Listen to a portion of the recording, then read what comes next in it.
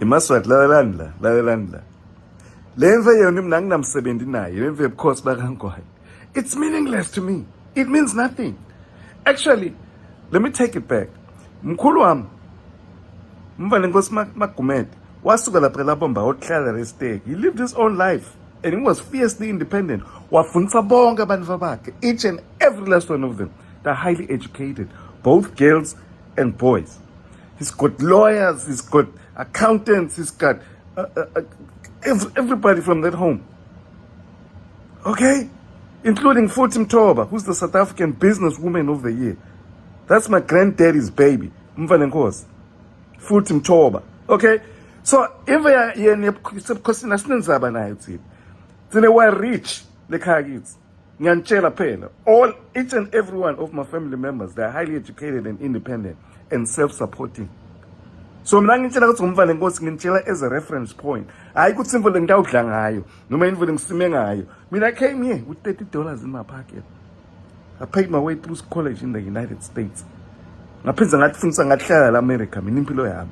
Today so long ngiyasebenza as an accountant. I've worked for who's who in America. I've worked for billionaires. I've worked for multi-billion-dollar corporations. Mina I'm very proud ukuthi ngil'America. I hold an American passport and I'm treated like royalty everywhere across the globe. Bangithanda oba ngil'America. Babathi nangichamuka basalute.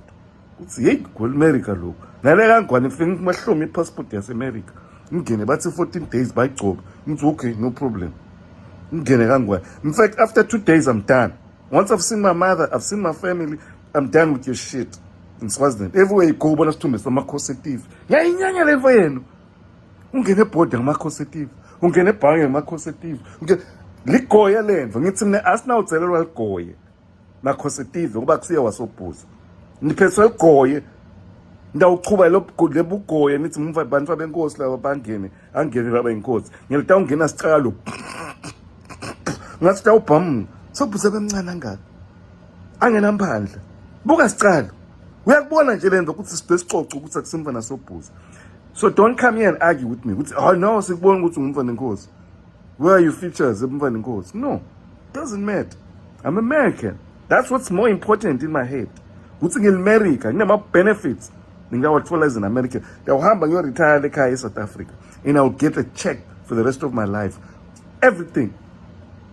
Now I have 100% protection from the Americans. I'm not going to depend on the South African government. They're very corrupt. But the Americans, they'll have my back. That's why I'm proud to be an American. Why should I be proud? Because that means absolutely nothing. It means absolutely nothing. 90% of them, they are struggling. You see, about the family members. You see? In my positive action, so that's the point I'm trying to drive home. Kutsin petrol koye, nina kaNgwane. Nangabe jigsa lagi. No, I mean it doesn't matter who my father is or batal bambu banban. It doesn't matter. Because I'm self-supporting. I'm not on state coffers. So it's irrelevant. Kutsin wasebkhosini or not. Ngoba angidli ngabo lo bukhosi ngatifundisa eAmerica I'm an accountant and successful damn. You see, I'm a freestanding agent. So, hayi kuthi sengawuyama, ngifuna kudla ngumfana Nkosi. No, I don't give a fuck about this shit. My grandfather did not. That's why even we go by Nkosi. Asaphila, wathi akafuna ingcwatsho lemhomeni emakhosi. Mkhulu wami, wathi ufuna ngcwatshwa phansi lapho, ungcwatshwe phansi lapha estake. Kwafika lokutlima kwathi asimumbe, ufuna hamba ungcwatshwe ensabeni. Sathi fusek.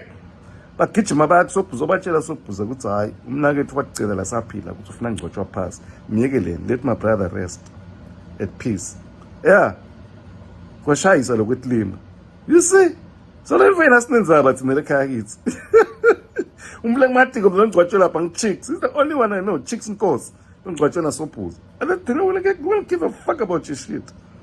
Okay, in my family we're all highly educated. Azange sisidle ngebukhosi, sebukhosini.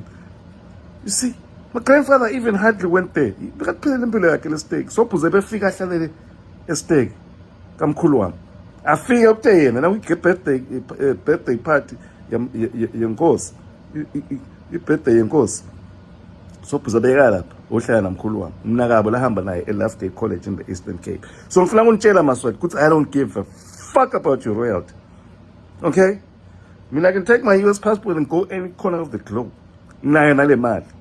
So in America they will take care for me until until I die, the day I die.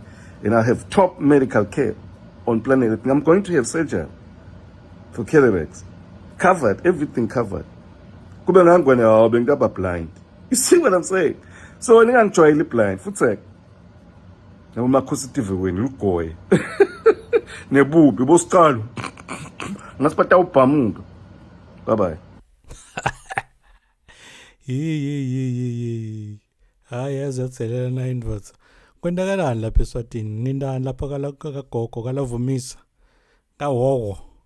Kwendakalani lapho? Nibusa ligoya. Ndzaba lengaka.